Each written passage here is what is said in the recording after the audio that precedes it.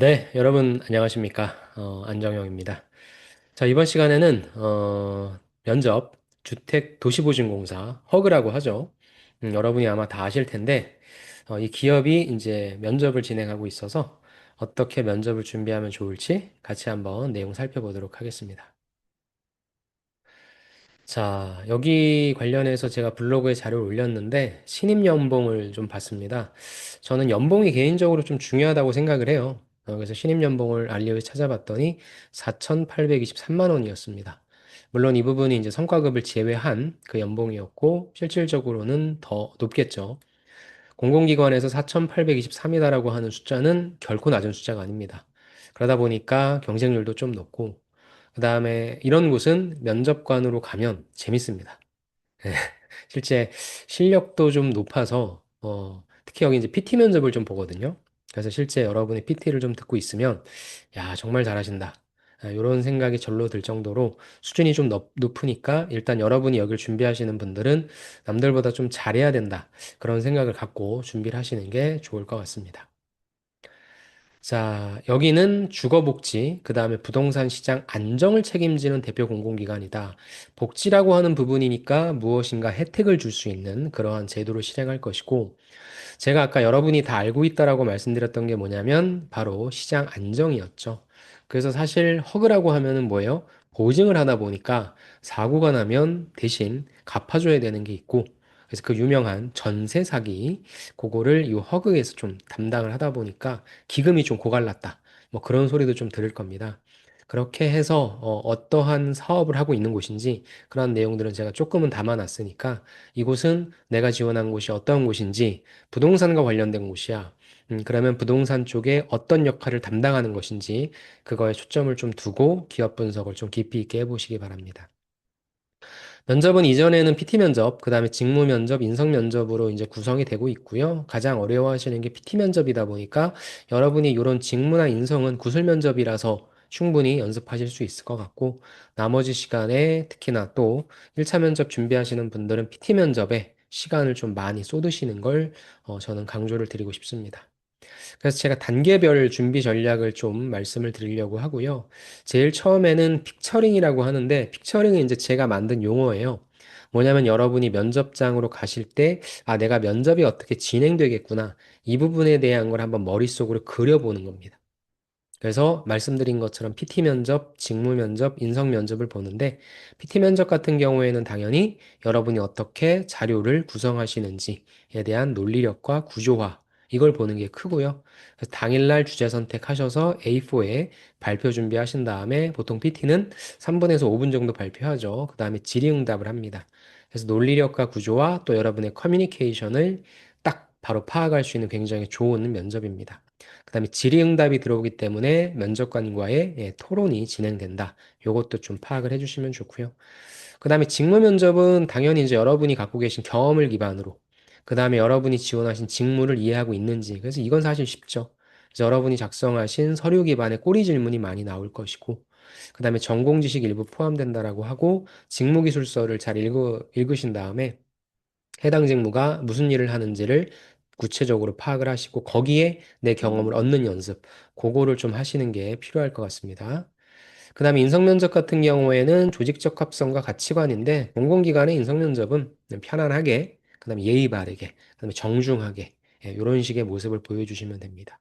그래서 뭐 청렴, 공정, 협업 중심의 또 그런 것들을 파악하기 위해서 제일 좋은 수단이 압박 하는 거거든요. 그래서 압박적 질문이 가능하다.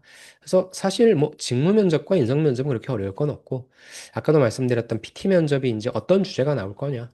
그럼 내가 어떻게 구조화시킬 거냐. 요것만 연습 많이 하시면 됩니다. 전체 면접관 수는 보통 한 4명 정도, PT는 앉아서 발표 가능하고, 시간은 비교적 유연하지만 논리 구조와 시간 관리가 중요하다. 유연하지만 내가 이 시간을 아주 무시하고 쓴다? 말도 안 됩니다. 여러분에게 정해져 있는 면접 시간이, 여러분이 볼 수 있는 면접 시간이 정해져 있기 때문에 그 시간을 당연히 잘 지켜주셔야 되겠죠.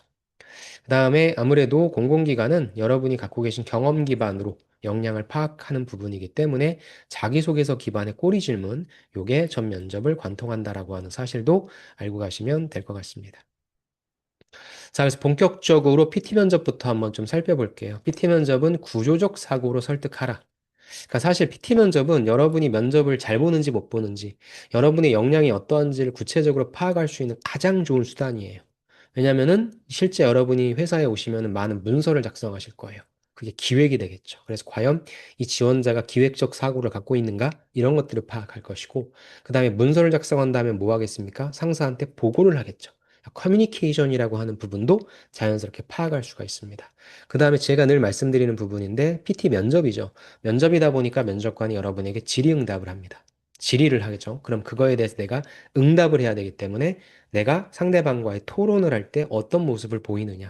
그래서 굉장히 좋은 면접 구조가 PT 면접인데 여러분이 이걸 어려워하죠. 그래서 이렇게 준비하시면 될 것 같아요. 방식은 주어진 자료, 기사나 보고서 등 두 개 중에 한 개를 선택하시면 됩니다.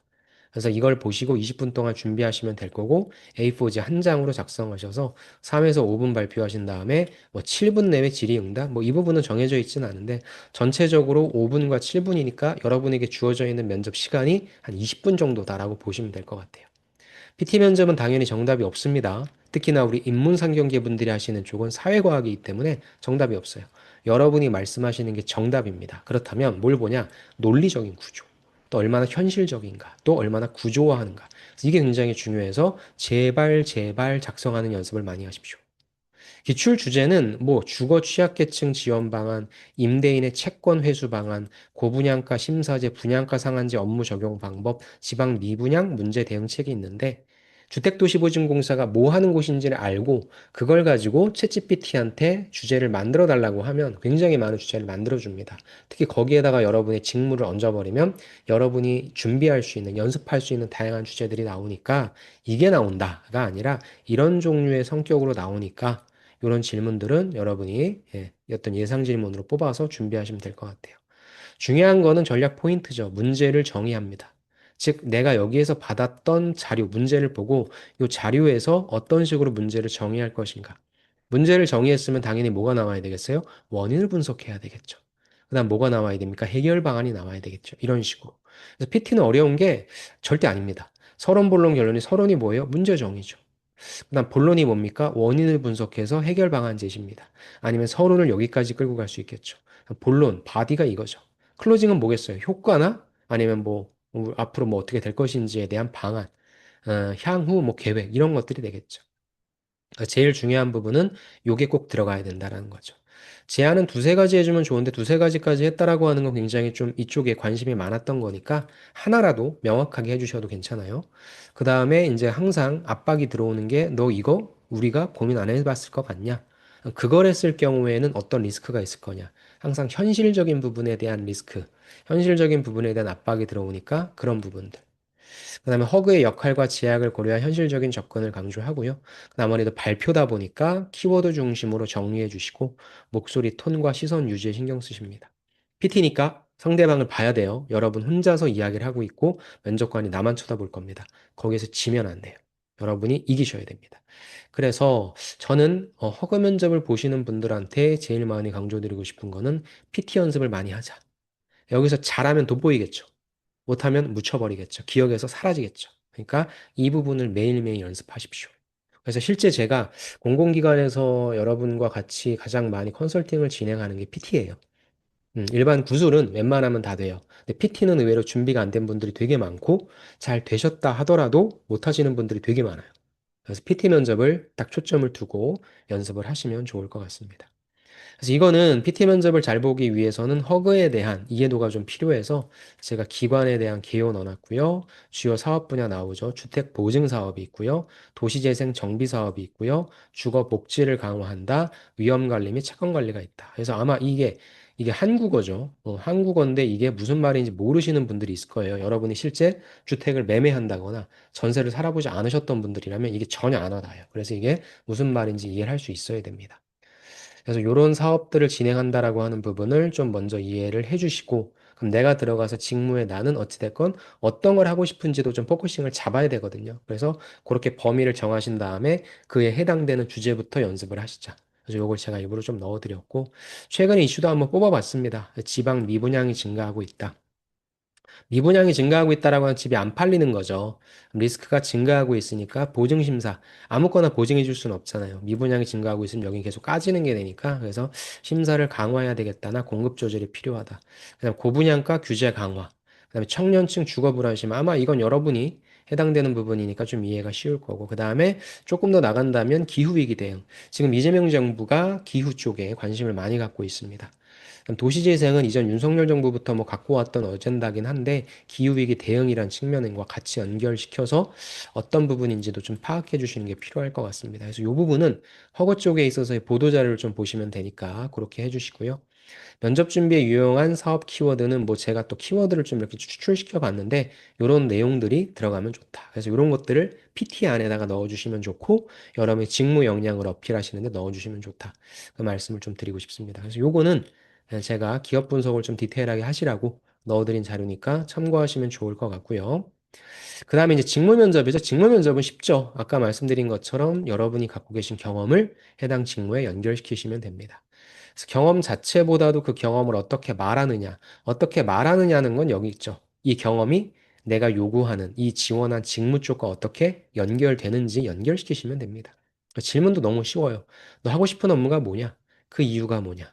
구체적으로 얘기하면 얘기할수록 좋겠죠? 그럼 지금 부동산 시장이 어떠냐에 대한 의견, 그다음 대위 변제 회수 방법 설명. 요거는 왜냐면 보증을 해준 다음에 내가 돈을 갖고 와야 되는 거잖아요. 그래서 대위 변제라고 하는 것은 대신 변제해줘요.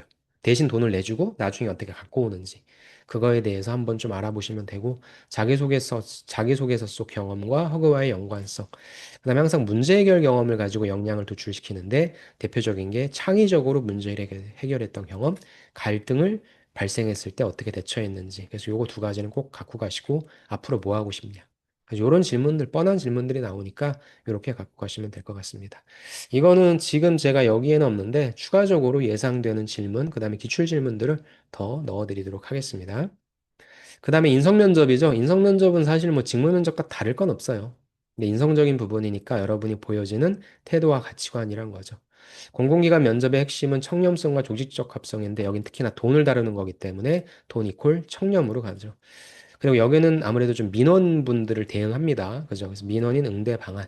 또 돈이기 때문에 직업윤리에 대한 질문에서 신뢰와 청렴. 또 협업 경험 중에 갈등 어떻게 해결하나. 또 이랑 똑같죠.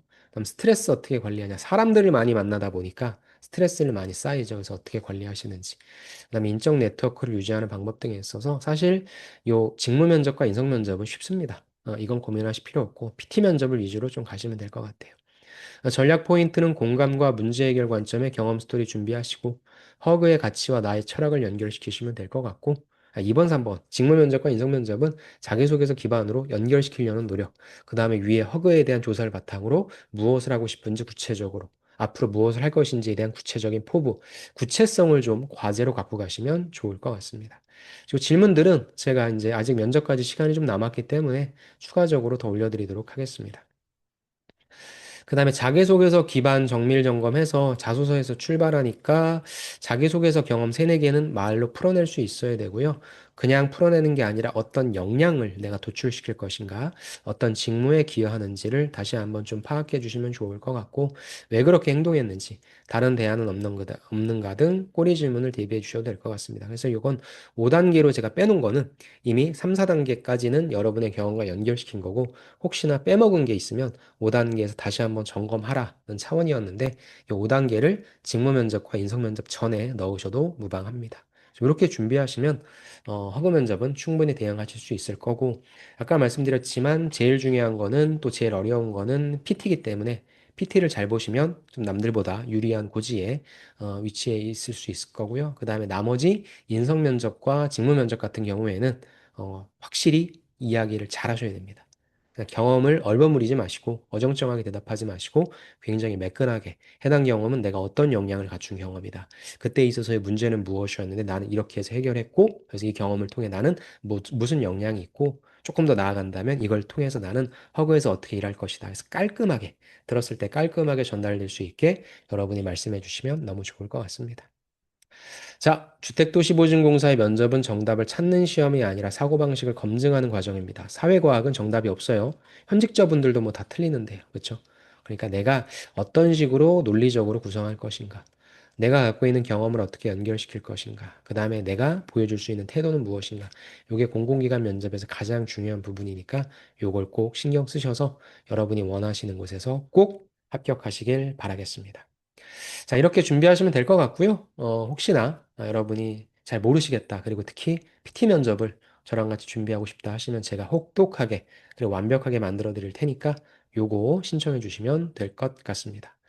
자, 그럼 이렇게 오늘 허그에 대해서 살펴봤고요. 또 공공기관 면접 전반에 대해서 살펴봤으니까 준비하시는 분들 잘 준비하셔서 원하시는 좋은 결과 얻으시길 바라겠습니다. 그럼 저는 다음 시간에 또 찾아뵙도록 하겠습니다. 네, 수고 많으셨습니다. 감사합니다.